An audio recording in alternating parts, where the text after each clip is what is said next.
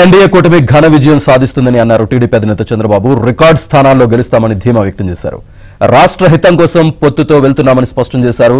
ఉన్మాదుల్ని తరిమి కొట్టేందుకు జనమంతా ఏకం కావాలని పిలుపునిచ్చారు. అన్ని వనరుల్ని వినియోగించుకుని ఆంధ్రాను అభివృద్ధి పదంలో నడిపిస్తామని అన్నారు.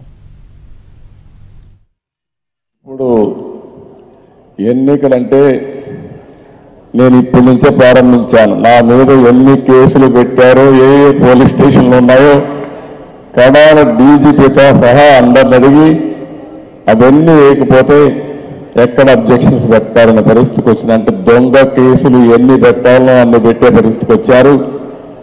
నామినేషన్ ఇవ్వాలంటే ప్రతి ఒక్క అభ్యర్థి మామూలుగా ఒకప్పుడు ఎలక్షన్ అంటే ప్రజలు అడుక్కోవాలి, ఇప్పుడు ఎలక్షన్లు అంటే ఆఫీసర్లు అడుక్కోవాలి. నా మీద ఎన్ని కేసులు చెప్పరా బాబు అని అడుక్కునే పరిస్థితి తీసుకొచ్చేశారు. అది రాష్ట్రంలో పరిపాలన.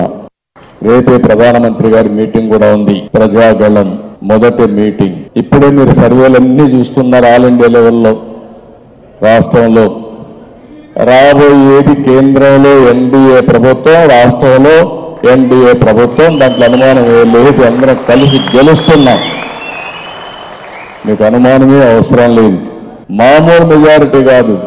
ఈ సైకోకి కళ్ళు తిరిగి మూర్చబోయే మ్యాండేట్ రాబోతుంది.